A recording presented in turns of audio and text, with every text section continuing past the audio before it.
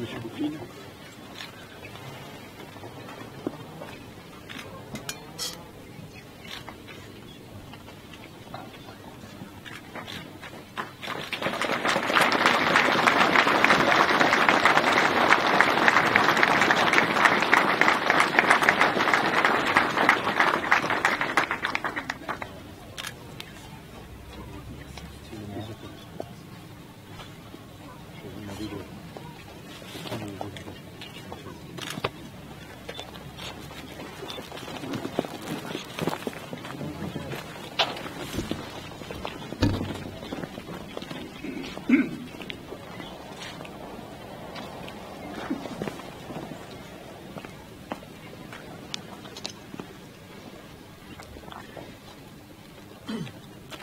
Photo.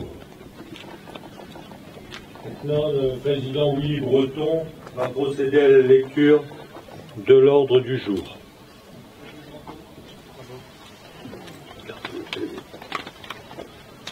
L'ensemble.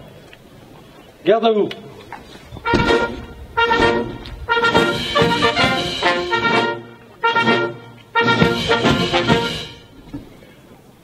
Ouvrez le banc.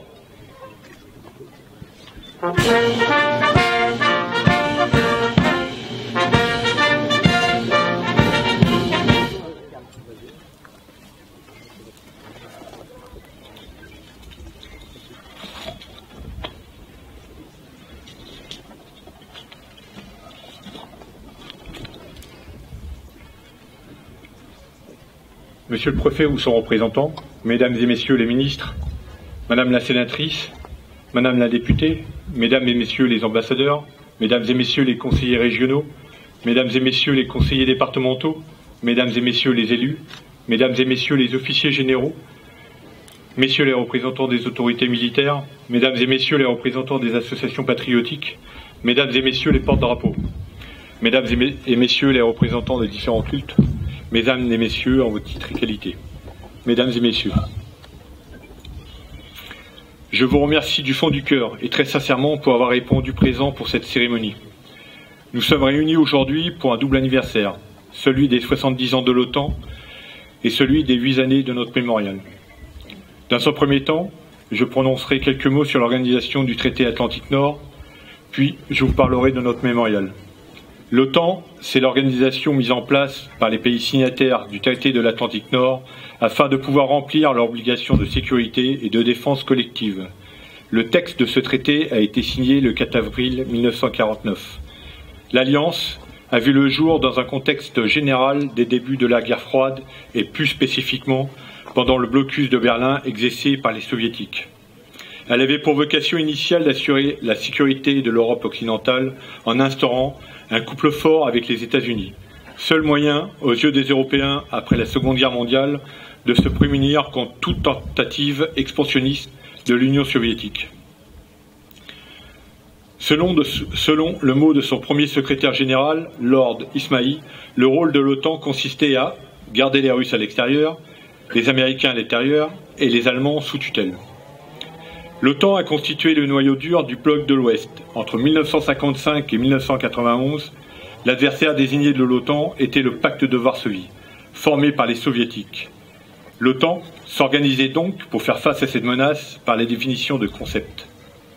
Depuis la dissolution de l'URSS et la fin de la guerre froide en 1991, l'Alliance Atlantique a perduré malgré la disparition de sa principale raison d'être initiale. Elle a procédé à son élargissement à d'anciens pays de bloc de l'Est et à d'anciennes républiques de l'Union soviétique. Elle a pris en compte de nouvelles crises et menaces comme les conflits nationalistes dans l'ex-Yougoslavie, l'essor du terrorisme international ou la prolifération des armes de destruction massive. Elle a développé une politique systématique de partenariat en Europe et dans le monde. L'OTAN a aussi mis en place en 2002, avec l'Union européenne, une relation privilégiée, l'identité européenne de sécurité et de défense, qui permet à cette dernière de bénéficier de moyens de l'OTAN pour certaines opérations entrant dans le cadre de sa politique de sécurité et de défense commune. 70 ans après, c'est toujours une alliance politique et militaire. L'objectif de l'OTAN est de garantir la liberté et la sécurité de ses membres par des moyens politiques et militaires. Politique. L'OTAN s'emploie à promouvoir les valeurs démocratiques et permet à ses membres de consulter et de coopérer sur des questions de défense et de sécurité afin de résoudre les problèmes, d'instaurer la confiance et, à long terme, de prévenir les conflits. Militaire.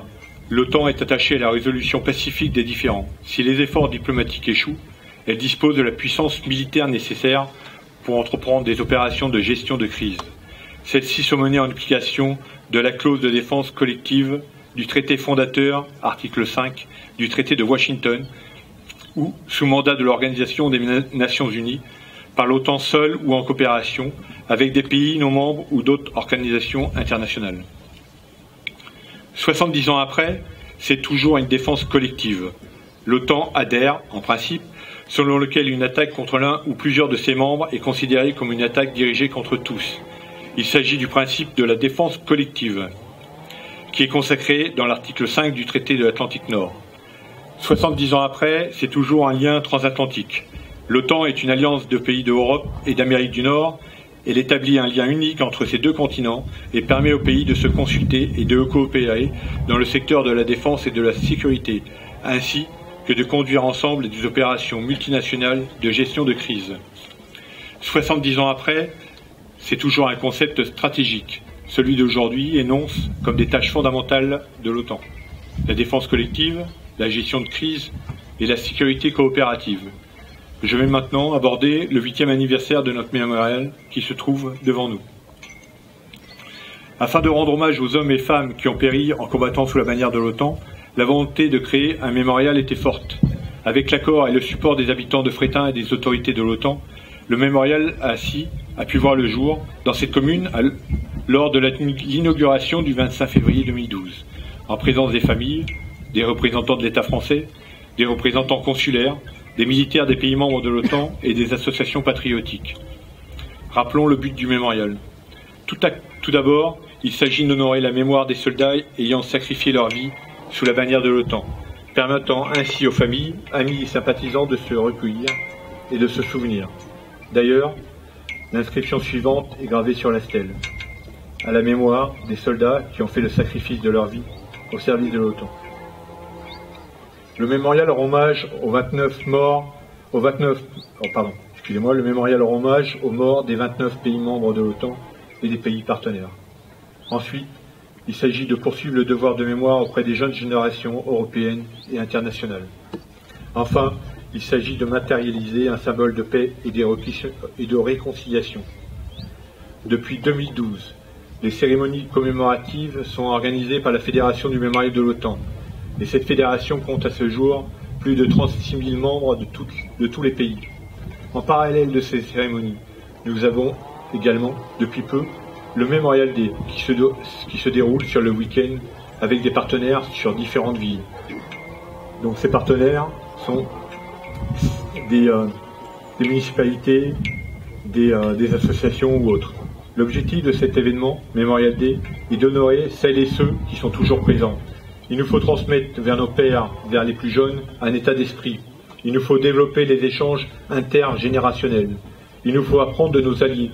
Cela se fait tout naturellement au travers d'animations, de rencontres sportives, de rencontres culturelles, de forums, de visites, qui favorisent les échanges de tout genre, qui favorisent la cohésion internationale, la camaraderie, la solidarité et le partage. Encore un grand merci pour votre présence à Fréthun et pour votre soutien. Recevez l'assurance de mon profond respect et respectueux dévouement à la cause que nous défendons tous. Merci de votre attention.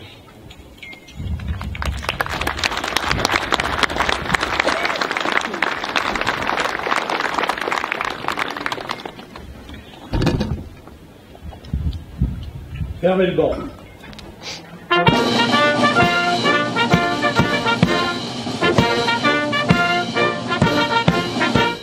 Fixe.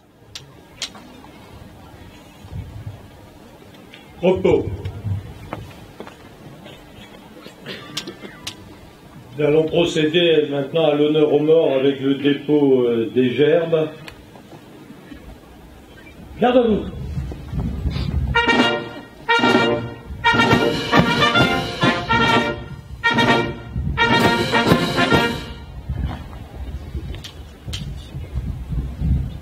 Le dépôt des gerbes va se faire selon un ordre protocolaire. Tout d'abord par des particuliers, issus de particuliers ou à titre divers, par 5. Donc déposeront tout d'abord l'Assaut Club Plus de Frétin, le représentant du Muséum Louisiane USA